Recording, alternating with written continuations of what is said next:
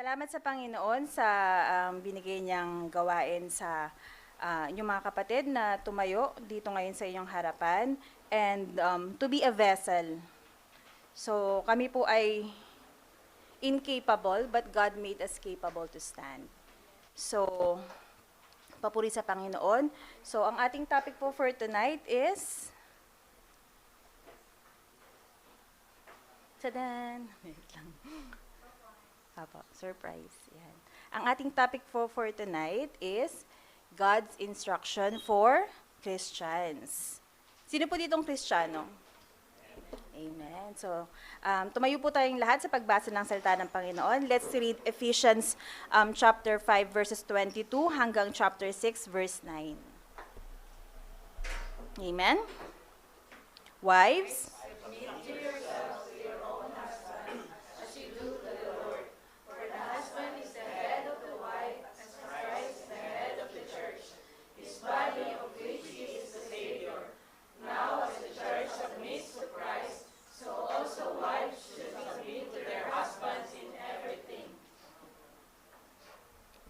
next page. Love your wives, just as Christ loved the church and gave himself up for her, to make her holy, cleansing her by washing with water through the word, and to present her to himself as a radiant church, without stain or wrinkle or any other blemish, but holy and blameless. In this same way, husbands ought to love their wives as their own bodies.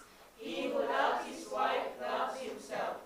After all, no one ever hated their own body, but they feed and care for their body, just as Christ does the church. For we are members of his body. For this reason, a man will leave his father and mother and be united with his wife, and the two will become one flesh. This is a profound mystery, but I am talking about Christ and the church. However, each one of you also must love his wife as he loves himself, and the wife must respect her husband. Children, obey your parents in the Lord, for this is right. Honor your father and mother, which is the first commandment with the promise.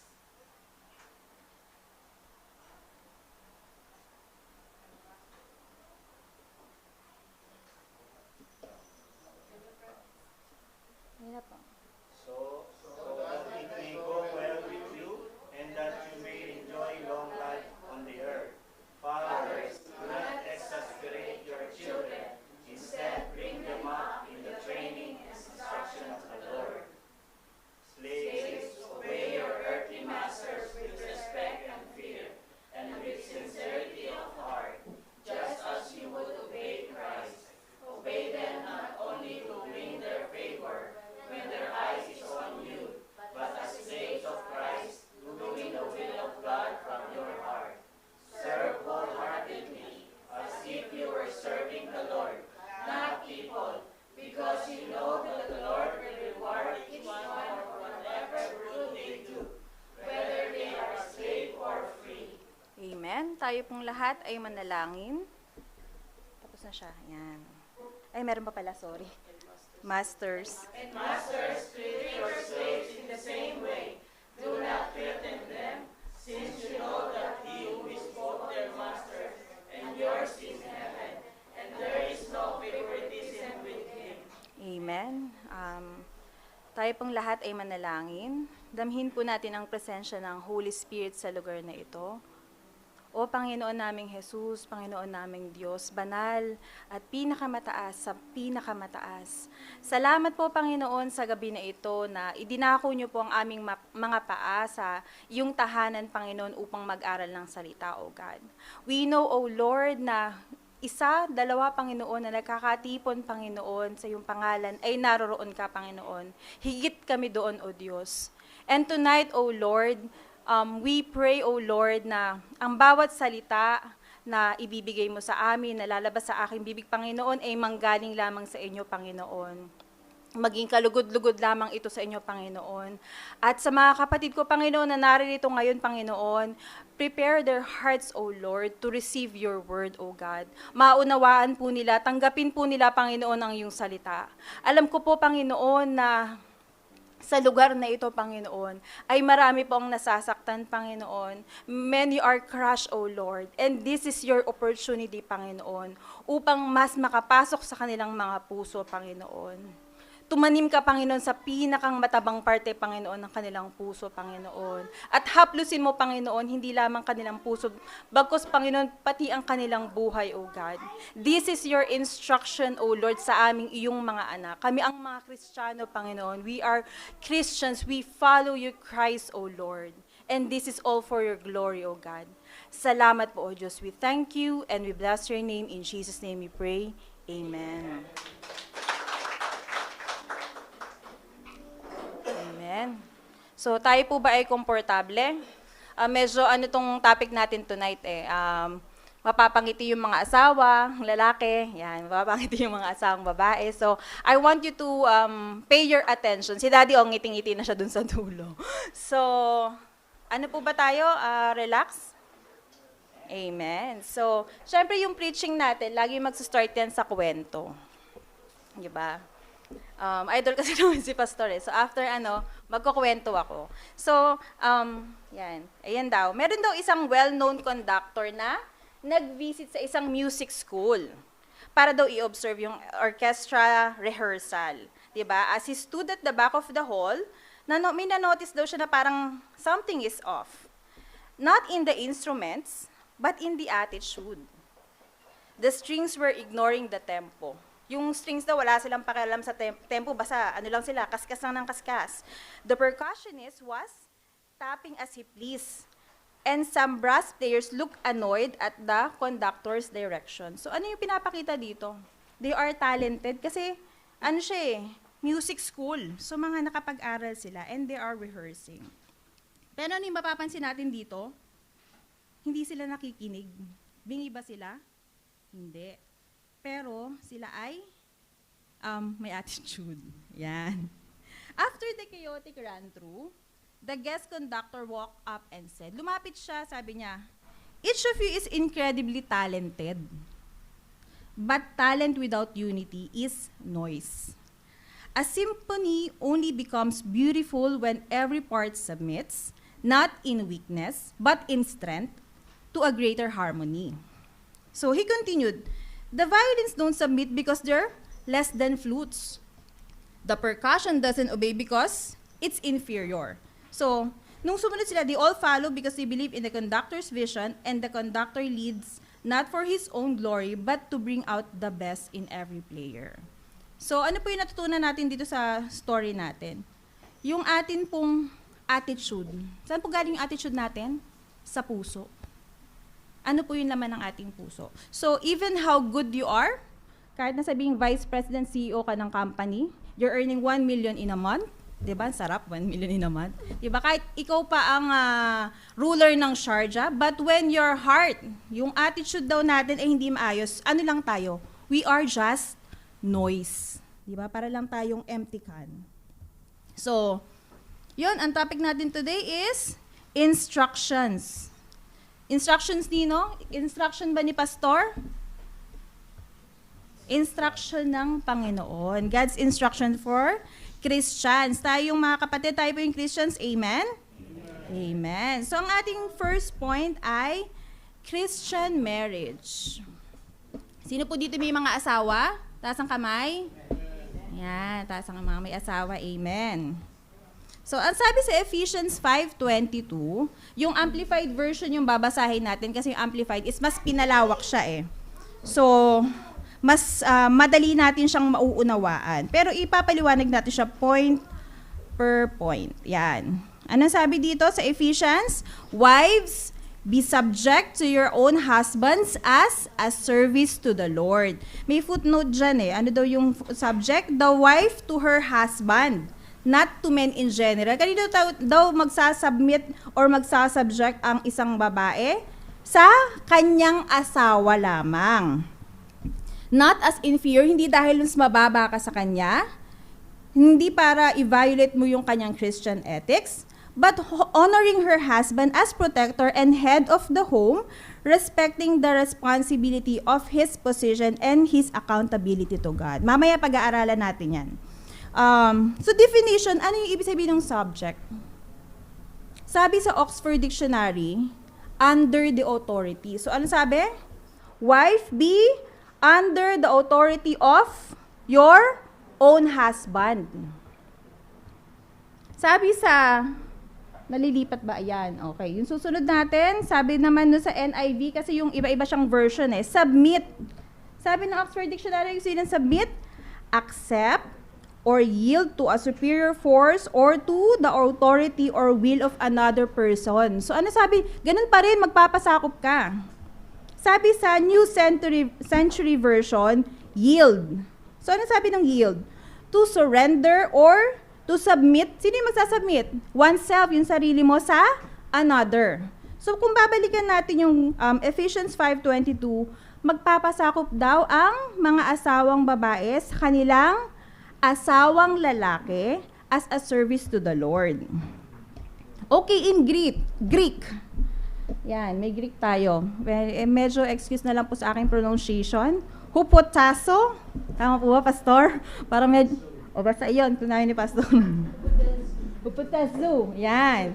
So, in Greek, kasi syempre, di ba, yung parang yung English translation, hindi naman yung eksakto There's different word for a specific meaning. So, in Greek, yung submit, ang ibig sabihin nun is to subject, to subordinate, to submit, to be under obedience. Ang sabi sa King James Version, be under obedience, be obedient, put under, subdue unto, be make subject to unto, be put in subjection to under, submit self unto. So ano daw tayo magpasakop Ano sabi sa New NASB? Subject, subjected, put in subjection, subjection, submissive, submit, subjecting.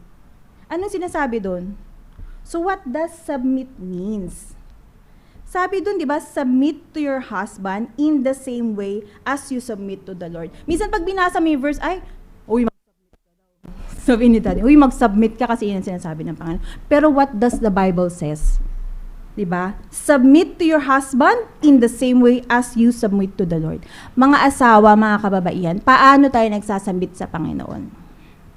Siyasatin po natin yung puso natin. Nagmamatigas ba yung ulo natin sa Panginoon? Pag may sinabi may nangusap sa'yo si Lord, sabi, ay hindi Lord, eto gusto ko, bala ka dyan.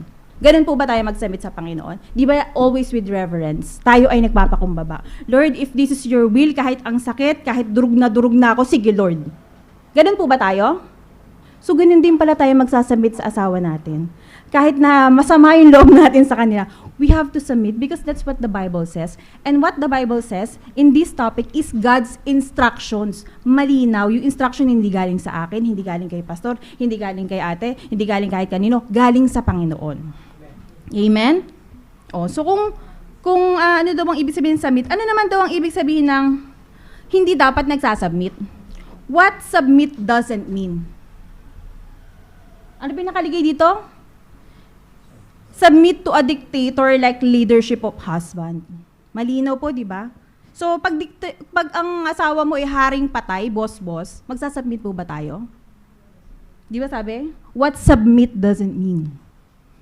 Di ba? Binigyan tayo ng karapatan ng Panginoon na huwag mag-submit sa dictator-like leadership ng ating mga asawa or sa abusive, self-serving, self-absorbed leadership of husband. Makasarili. Self. Ay, ako ang boss, ako masusunod, ako lahat. Diyan ka lang. Diba? Huwag daw tayo magsasubmit. So, next page. A woman is not called to submit to a man who demands something that is not biblical or ungodly. Ang Panginoon ba pag hindi biblical, pinapagawa niya sa atin? Wala, 'di ba? Because God is holy. 'Di ba? So dapat yung submission natin doon sa ating asawa, may holiness din. So, nasa na tayo? In verse 22, kasi itong topic na to is ano siya talaga ano tawag doon? Controversial siya. Minsan ginagamit ito even in Christian marriages na you have to submit, you have to submit, you have to submit. Galing sa asawa mo, you have to submit. 'Di ba? Pero minsan kasi yung heart mo yung chine-check eh. And also, I saw in this verse, di ba minsan yung asawa natin nagiging proud sila kasi kailangan mag-submit, babae ka. Submit ka sa akin. Pero ang sabi dito, God opposes the proud. Ilang beses binanggit? Sa Old Testament, 3. Sa New Testament, 4. Ayaw ng Panginoon ng mayabang. Ayaw ng Panginoon ng proud. He resists the proud. So in Ephesians 5:23, sabi niya, for the husband is head of the wife, as Christ is the head of the church, himself being the savior of the body. Paano ba naging head si Christ sa ating simbahan? Inutusan ka ba niya, hugasan mo yung pako? Peng kape. Ay, maghugas ka ng pinggan, magluto ka, dapat masarap yan. Asa yung mga anak mo, patahimikin mo. Ganun ba ang ginawa ng Panginoong Jesucristo sa kanilang mga anak? Magbayad ka ng kuryente, due date na. Ay, lampasin mo yung floor. Ganun ba ang ginawa ng Panginoon sa kanyang wife? Ang wife ni Jesus Christ is the church. So what did Christ did for the church? Ano pong ginawa ni Jesus? He is the Savior. Diba? Yung mga kasalanan po natin, ng mga pinagagagawa natin, mga kasalanan nating minana sa atin sa mga kanununuan natin, lahat ng kasalanan mo, kapatid, binayaran ng Panginoon. Diba? Yun ang head. Yun yung ibig sabihin na Christ is the head of the church. Siya yung naging Savior, siya yung nagligtas sa atin, nilinis niya tayo para maging karapat-dapat tayo sa Panginoon. So, anong ibig sabihin ng definition ng head? Diba? Kasi minsan pag binasa mo siya English, ay matalino ko, alam ko yan. Kaya ko yan, isang sentence lang yan, sister. Head, di ulo. Diba? Pero maraming ibig sabihin. Ano ang ibig sabihin ng head? It is the upper part of the human body. Ito. Be in the leading position. O ako ang head ng department na to. Head din yun. Move in a specified direction. We're heading to left, di ba? Sabi ni Google. Maraming ibig sabihin ng head. Sa Greek, ang word na ginamit for head is kephale. Excuse me po sa pronunciation. Sa King James, ang ibig sabihin niya literal head. So sa NESB, head, heads, chief, hair, very. So ano ba talaga ibig sabihin ng head? What does head means? Kephale can be used to refer to a physical head. Could also refer to the spear of head. Sino po yung nakakita ng ang tawag doon? Sibat. Yung sibat ba kahoy lang? Di ba yung sibat spear, meron siyang spearhead? Para pag ginanon mo, pasok talaga. Spearhead, di ba? Tip or head of the spear. So, ano daw yung spearhead? Thus, a spearhead is a kephale. It is not in charge. Hindi siya in charge, mga kapatid. Hindi siya in charge dun sa kahoy sa likod niya. Kephale was used to describe the part of the army that was first into the battle the first to sacrifice. Yun pala yung alay. Naalala ng COVID, di ba? May isang alay na lalabas para mamalengke. Siya yung tatanggap na lahat ng virus, di ba? Pero yung kephale, sinasabi, ikaw yung sacrifice, di ba? You are the head. The church is the body. You are the husband, you are the head. Ikaw yung alay. Ikaw yung unang sa gera. Di ba, Daddy? So, ikaw yung unang pupunta sa battle. Ikaw ang unang magsasakripisyo. Husbands, mga kapatid, kung sino may mga husbands dito, you should be like Christ. Be the first to sacrifice. Be an initiator of righteousness. Huwag mo itutulak yung asawa mo. Ikaw ang dapat na sinasacrifice. Ikaw dapat ang first to sacrifice. Ikaw ang nag-i-initiate ng righteousness. Diba? Wag po kayo masyado masaya mga asawang lalaki kasi napakalaki ng responsibility nyo. Amen. Ayan. Headship. Siyempre, headship. Ano ibig sabihin ng headship? Savior. Saviorship. Leader. Leadership. Sacrificial servanthood. Hindi ka boss, you're a servant. You should be Christ model. Ito, qualities to ng, ng asawa. Tapos, dapat you are selfless. Selflessness seeks good of someone else. Sino yung someone else? Siyempre yung asawa at yung pamilya mo. Headship should be, next page po, Christ modeled. Anong ginawa ni Christ? He left the comfort of heaven to die for us. Umupo ba siya sa bahay, nanood siya ng Netflix, nagpalamig, humingi ng soft drinks? Hindi, di ba? Bumaba si Jesus para mamatay para sa atin. Di ba? Nilatay, pinako sa krus, pinabuhat yung krus sa kanya. So husbands, so ano dapat yung gawin ng husbands? Kayo daw ay mamatay sa inyong mga sinful desires. Di ba tapos? Sinful desires. May nagkakahampasan.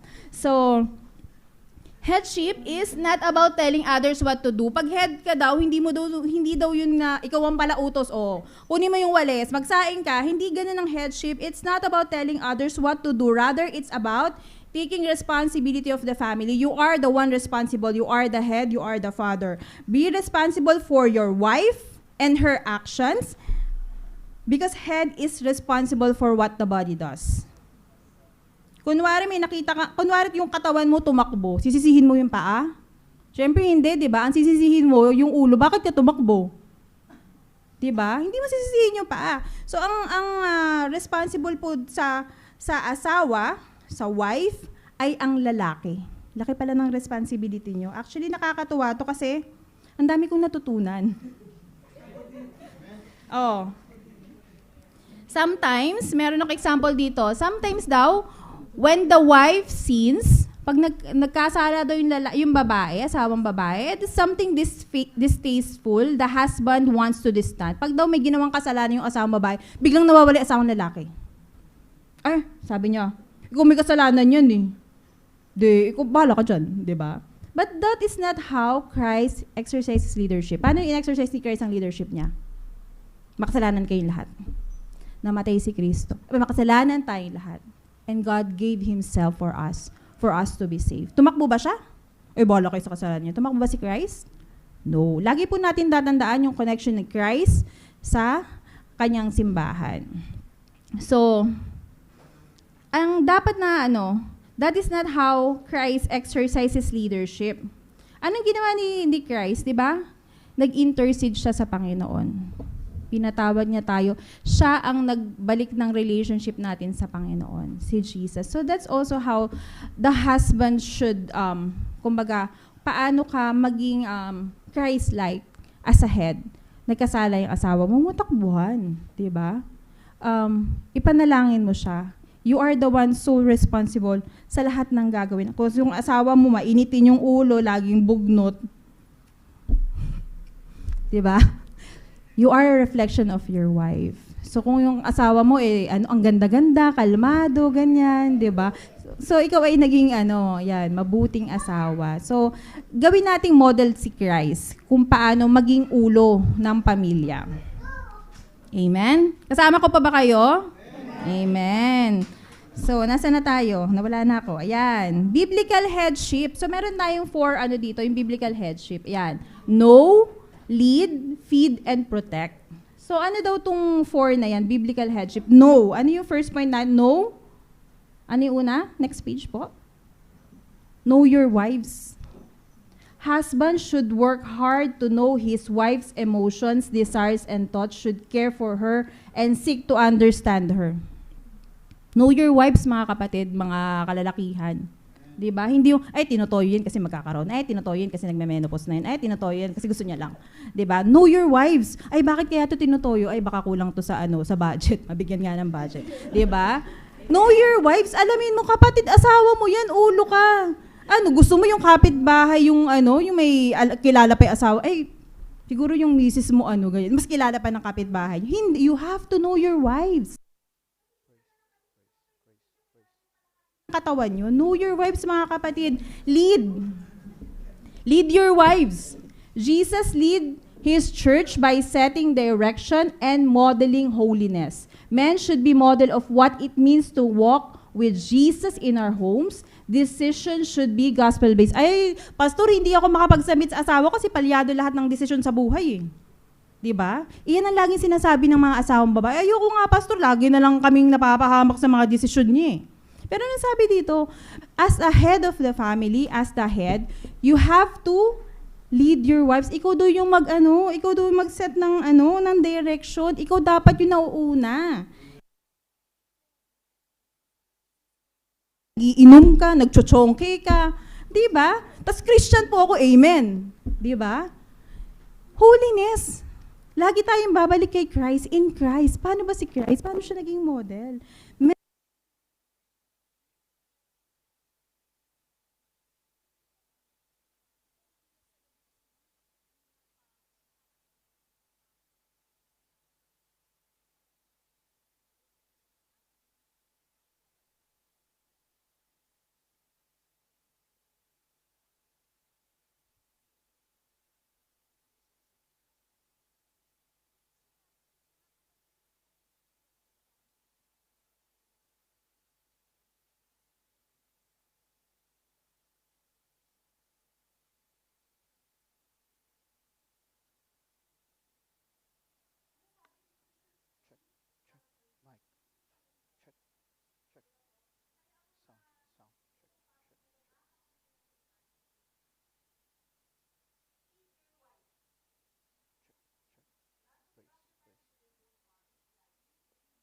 Food but with the word of God. Oh, hindi yun lang daw papakainin ng pagkain para sa katawan. You have to feed with the word of God. Oh, kailan natin huling Bible study yung asawa natin? Kailan kayo huling nag-share about a topic in the Bible na hindi kayo nag-away? Hindi ba? Ang daming guilty. Kasi pag nag-usap sila sa Bible, yung katapusan na nag-aaway, matalikod kayo matutulog, di ba? Pero ang responsibility ng husband is to feed yung kanyang misis with the word of God. Di ba? Ang dami yung task, mga kapatid. Daddy, pakinggan mo to. Ang dami yung task. Yan. So, oo, makinig kayo, mga asawang lalaki. Yan. Oh, last, ano sabi? Protect your wives inside from themselves and outside the world around us. Tayo ba pagka nakikita kayamot ang nararamdaman? Pag nakikita mo yung asawa mo, gusto mo ba siyang yakapin o gusto mo siyang suntukin?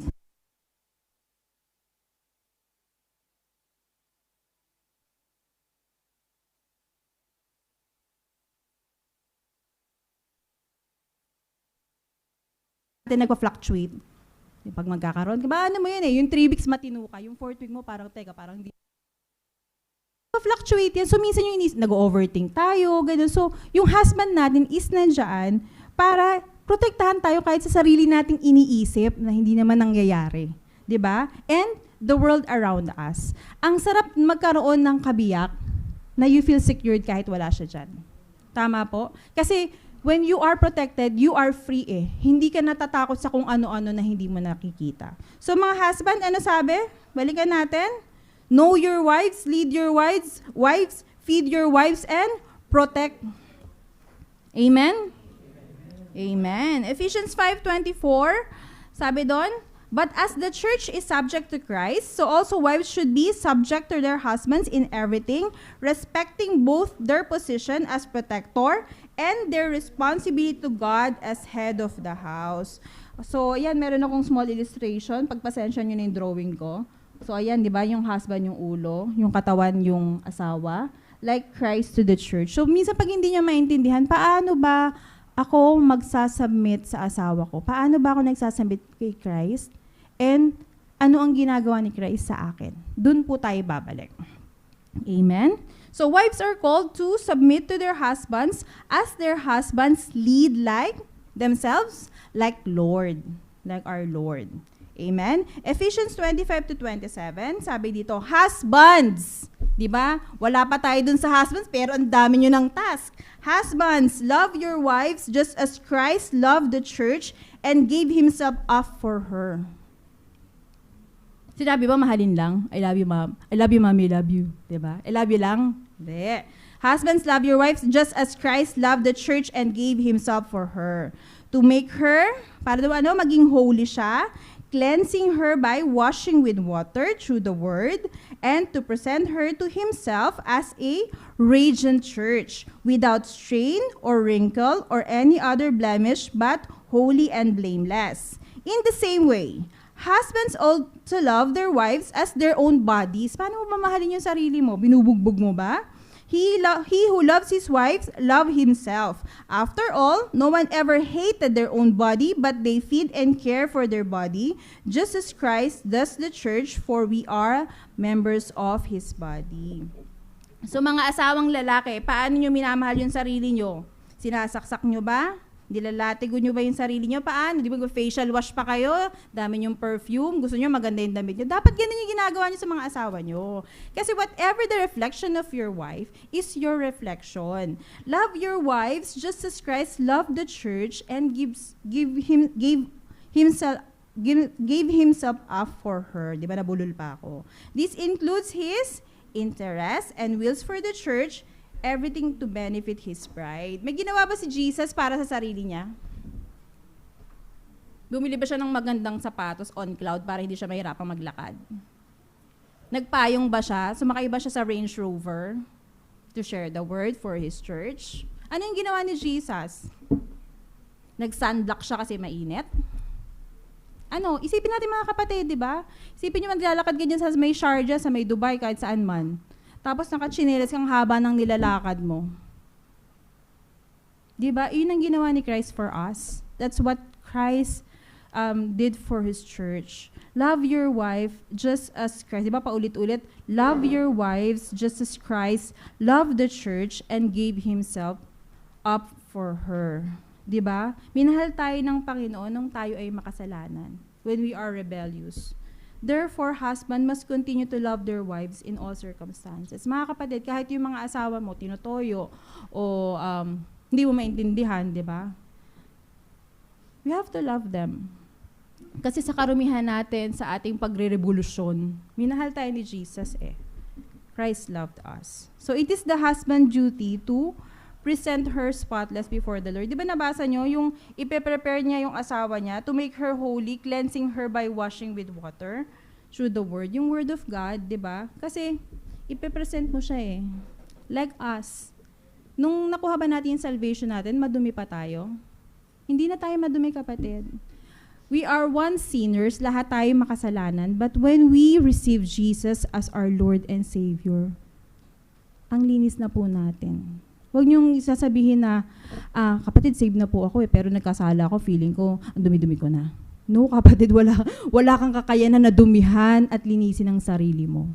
So when you have accepted Jesus Christ as your Lord Savior, tandaan mo, maputi ka pa sa pulpito. Maputi ka pa dito. Because Jesus cleansed us. He is preparing us. We are His bride to present to the Father. Amen? So, I hope na, nag-grasp niyo yung gusto kong i-share sa inyo. So, husband, that's your duty to present your wife spotless before the Lord. A wife's appearance, inside and out, is the husband's responsibility. Responsibilidad nyo kami sa kung parang puro puti na yung buhok namin, parang konsumido kami sa buhay. Kailangan nyo kaming i-pamper. Wait, there's more. Di ba? Ang dami. Nililista nyo ba? Hindi nyo yan pwedeng makakalimutan. Task nyo yan. Oh, nourish and cherish. Ano pa? Provide all that a woman need for life and godliness. Ano ito yung mga pangangailangan? Physical needs, food, clothing, and place to live. Spiritual need, good church. Bakit kailangan ng good church? Kasi doon tayo kumakain eh. Diba? Eh kung prosperity gospel lang ang tinuturo, edi ang yaman nyo na sa isip. Diba? Pero spiritual, hindi naman kayo naging mayaman. Cherish, gentle and warm presence, diba? A place for protection, safety, and comfort from the world. Ang sarap lang na at the end of the day, pag uwi mo, makikita mo yung asawa, mayayakapin mo, diba? Daddy, I'm tired. Diba? Yung comfort. Masarap kasi yung uuwi ka, doon na naman yung asawa ko, doon na naman uuwian ko. Diba? Yung difference, yun yung kailangan i-provide ng asawa. So, husbands are the one accountable to God for His family in all aspects, most importantly, spirituality. Di ba? Naalala niyo sa Genesis nung nagkasala si Adam and Eve? Ano yung ginawa ng Panginoon? Sino na niya tinawag? Si Eve ba? Yung ahas? Si Adam. Ngayon, alam niyo na bakit si Adam ang una niyang tinawag. Because he is the one responsible. 'Di ba? Kahit sabihin mo yung asawa ko pinilit lang ako, sinubo niya sa akin, you are still responsible. Ikaw ang hahanapin ng Panginoon. Ikaw ang accountable sa asawa at sa pamilya mo. Ano't ano ang mangyari, ikaw ang haharap sa Panginoon. Amen? So, God left the comfort of heaven to die for us. Christ laid down His rights and died for you. Paulit-ulit na sabi ang Panginoon ay namatay sa atin. Christ came not to be served, but to serve and give His life as a ransom for many. Diba pa, mga kapatid, naunawaan nyo ba yun? Sino ba dito kayang mamatay para sa asawa niya? Diba? Pero si Christ, namatay siya for for His church. So ano pa yung sabi dito? Yan, ito. Yung mga asawa daw, kasi diba minsan pag may asawa, kinakatulong. Wives are helper, tagahugas ng pinggan, tagalaba, tapos tagalinis ng bahay, tagaalaga sa mga bata, tagaluto, di ba? Tapos kapag gusto niyang anuhin niya lang, di ba? Wives are given to husband to be more like Jesus. Yung wives po kasi is helper. Hindi helper sa bahay, helper ng asawang lalaki. So, minsan ang nagiging problema po natin is how we interpret the word of God. Di ba? Minsan, inaano siya nililayman, sir, sabi dito, wives are helper. O ikaw magugas ng pinggan, helper ka daw eh. Hindi po ganun. Meron po yung malalim na ibig sabihin. Hindi po siya tinatranslate word for word. Sabi sa Ephesians 5:31, for this reason, a man will leave his father and mother and be united to his wife, and the two will become one flesh. Kaya, di ba laging sinasabi, tayo ay iisa na. Di ba yung mag-asawa? Iiwan na yung father and mother and be united to his wife. Isa na lang sila. Diba? Kaso ano nangyayari? Ano yung mga normally nagiging issue? Nag-asawa, inuwi sa bahay. O di nag-away yung magbiyanan. Diba? Laging conflict yan eh. Laging nagiging conflict sa mga mag-asawa na narinig sa mga kaibigan ko, sa mga people around me na lagi silang may conflict sa biyanan. Kasi nga, you have to leave. Kailangan mong iwan yung nanay at tatay mo, nanay at tatay niya, kasi magiging isa na lang kayo. Decision nyo, kayo na lang. Ano sabi dun sa footnote? Merong footnote dyan. Ayan. Ephesians 5:31, the bond between husband and wife supersedes all other relationship. Nilalampasan niya yung lahat ng relasyon. Hindi mamas boy ako mas close kami ni mami. Di ba? Pwede mong mas close kayo sa mami mo kaysa sa asawa mo. Ayun ang linaw. It will supersedes all other relationships. Hindi pwedeng mas yung relationship mo ng tropa mo, ng barkada mo. Diba? Hindi pwede ng anak mo. Kasi ang inisang dibdib mo, asawa mo, kapatid.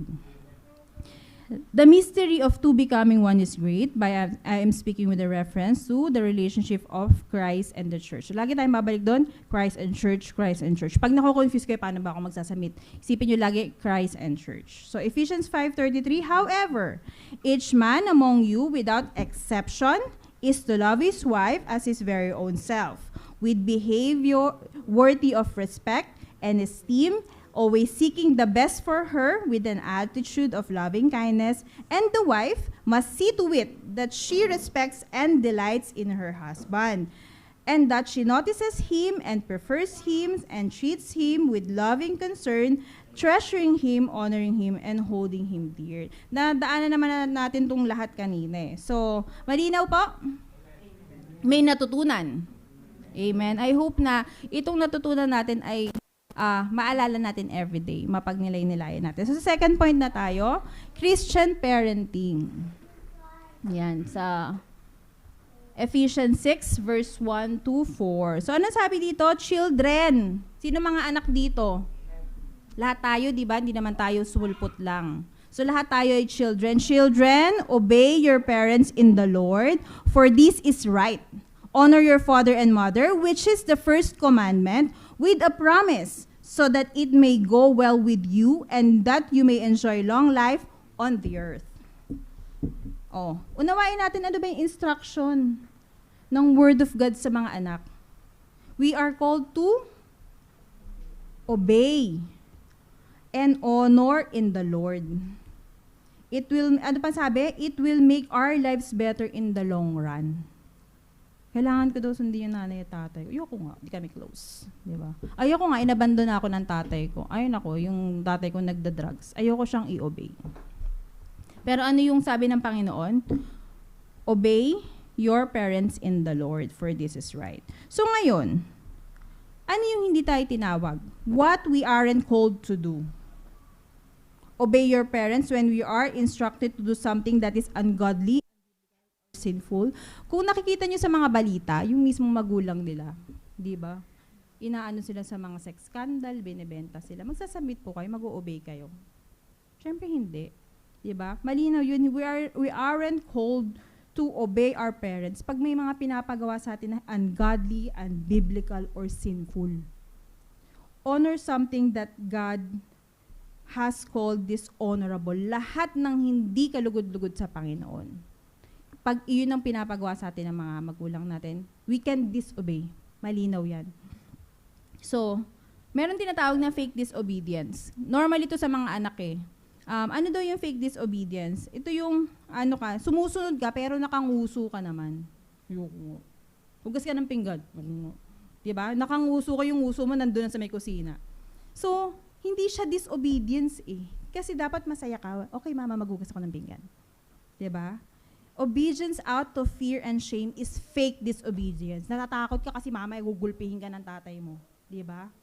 Nahihiya ka, susunod ka kasi nahihiya ka, ihiya ka ng tatay mo sa kalsada. That is fake disobedience, mga kapatid. Yan yung pouting and sulking, yung naging aloof, yung nilalayo sarili mo. That is fake disobedience. Hindi po yun valid.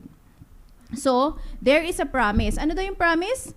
Yung promise of sin is pleasure. Ay, pag nagkasala, pero parang ang sarap kasi eh. Di ba? Pag gumagawa ka ng kasalanan, parang ang sarap sa feeling. Pero yan short-lived and deceptive. Di ba? Nasayahan ka nga, pleasure ka nga sa ginawa mong kasalanan. Pero, saglit lang yun, kapatid. Pero ano daw yung promise ng obedience and honor? Good life. Amen? So, fathers, yan, mga tatay. Actually, it refers to the parents eh. Do not provoke your children to anger. Do not exasperate them to the point of resentment with demands that are trivial or unreasonable or humiliating or abusive, nor by showing favoritism or indifference to any of them, but bring them up tenderly with loving kindness in the discipline and instructions of the Lord. So ano yung provoke? Pinoprovoke mo ko eh. Sige, Tagalogin natin. Hindi ko rin alam. So provoke, sabi sa Amplified Version, provoke means, in Oxford Dictionary, stimulate, inaano ka na mag-react ka. Reaction or emotion in someone, incite someone to do or feel something, make someone annoyed or angry. Connect natin. Fathers, do not make your children annoyed or angry. Sino din sa mga tatay na laging binubuska yung mga anak? Wala. Walang nambubuska. Totoo? O, yan, malinaw ha. Make someone annoyed or angry. Wag daw natin pinoprovoke yung ating mga anak. Do not provoke your children to anger, kahit yung mga nanay. Do not exasperate them to the point of resentment with demands. So ano pa? Ano daw yung pattern ng godly discipline and instruction? Yan. Yung pattern, paano ko papalakihin yung anak ko? 'Di ba? Meron tayong pattern. So, paano natin sila papalakihin? Paano natin sila i-disciplinahin? Paano natin sila i-instruct? So, discipline to form or to correct. Yung discipline kasi is about forming and correcting. Isipin nyo na lang, yung gumagawa ng palayok ba yun? Nung vase, pattern, di ba? Di ba putik lang yun? Gaganunin niya lang. Tagsh! Tapos tatapakan niya, iikot siya. Di ba? Iikot siya, tapos uhulmahin niyang ganos. Pwede niyang paglaruan eh. So, yung father daw, yung parents is ganon. Tayo daw yung pattern eh. Di ba? Pagka meron tayong, parang di ba pag gusto mong mag-create ng isang something majestic creation out of, lump of clay, ginagalingan mo eh. Tapos pagka nagkamali ka, babalik ka agad, tapos ihuhulma mo ulit. Gusto mo perfect. Di ba? As parents, ganun daw tayo dapat. Yung speed, even yung paggalaw mo, dapat bilang mo siya. So you can create a majestic peace, which is yung children natin, di ba? Father or parent should tenderly, gently, and patiently discipline and instruct his children in the ways of the Lord. Paano ba tayo dinisiplina ng Panginoon? Nilatigo ba tayo? Hindi naman, di ba? Patiently, inantay niya na magbago tayo. Inantay niya na i-accept natin siya bilang tagapagligtas. So fathers, you are warned not to provoke. Tandaan po natin, huwag natin ipoprovoke yung mga anak natin. Because leadership should nurture, not dominate.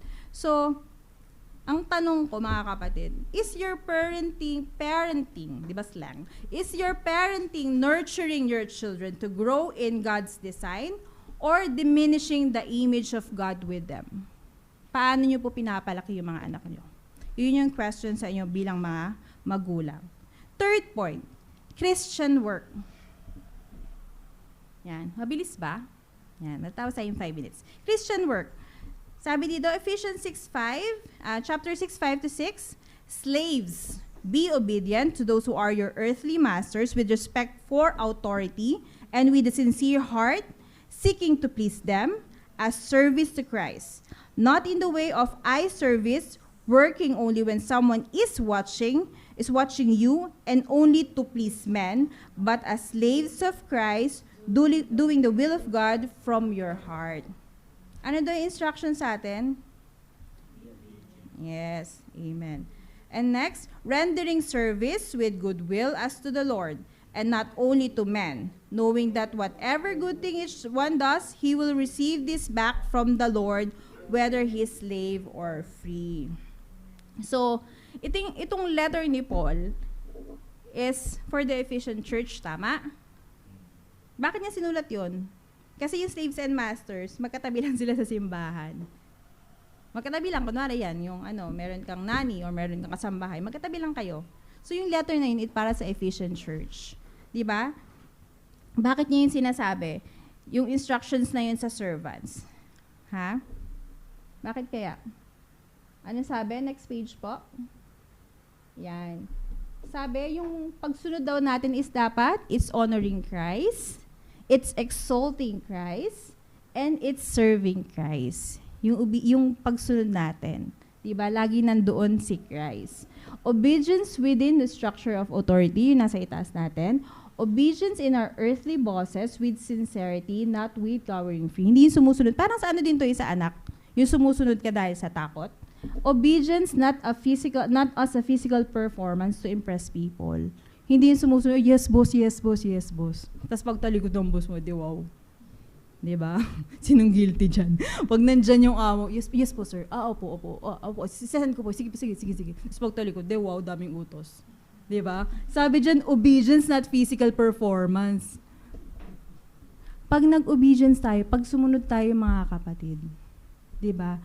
Ang Panginoon nakikita niya lahat ng hindi natin siya pwedeng linlangin. Diba? He knows who is obedience, who is not. Diba? Hindi pwede yung nagpapanggap ka lang o nagper-perform ka lang. So ano ba yung right understanding? Para makasunod tayo, minsan ang hirap So paano tayo susunod? Ano dapat yung tamang pagkaunawa? Itong instructions ng Panginoon sa mga slaves is, we're doing this because we are serving God. Diba? At saka diba sa last verse nakalagay na, rewards are awaiting in us in heaven. Diba? Hindi mababaliwala ang lahat ng pagsunod na ginawa mo sa Panginoon. Ephesians 6:9. Yan, nasa last na yata tayo. Ito naman sa masters. Masters, do the same, showing goodwill towards them, and give up threatening and abusive words, knowing that He who is both their true masters and yours in heaven, and that there is no partially with Him, regardless of one's earthly status. Dali naman pala, 'di ba? Masters, gawin mo din daw yung katulad ng instructions sa slave. So ano yung instructions sa master? Do the same. So yung pakikitungo mo, kunwari ikaw employer ka. Tapos meron kang empleyado. Yung pagtrato mo sa kanya, yung relationship mo, dapat nakaka-honor sa Panginoon, dapat it's exalting the Lord, and it's serving Christ. So, yung itinitreat mo sila na equal, hindi mo pinaparamdam sa, hindi, boss ako, tao lang kita, di ba? Tapos tinatakot mo, sige, wag kang sumunod kasama, bawasan ka ng sahod. Don't threaten. Seek to serve their need. Yun daw dapat ang ginagawa ng mga boss. Kasi may mga boss, siguro may mga naging boss na rin naman kayo, di ba? Yung laging tinatakot yung mga empleyado. Wag po natin yung gawin.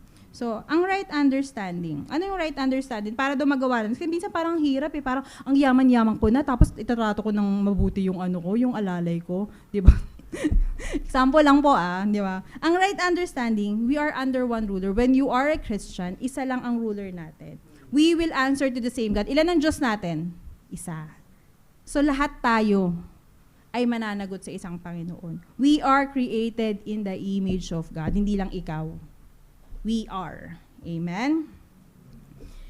So, conclusion. Tapos na tayo.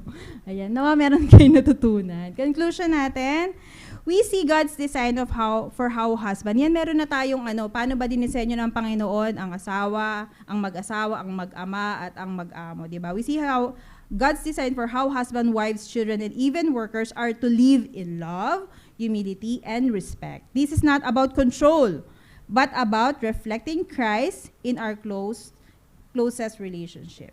And last but not the least, yan. Let us have the hunger to learn how to live in God, honoring ways, and not the resistance to receiving godly instruction.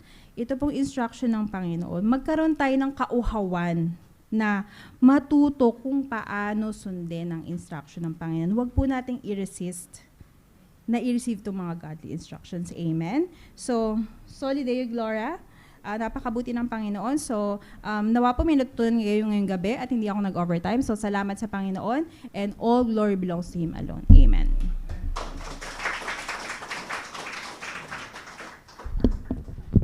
Are we blessed, church?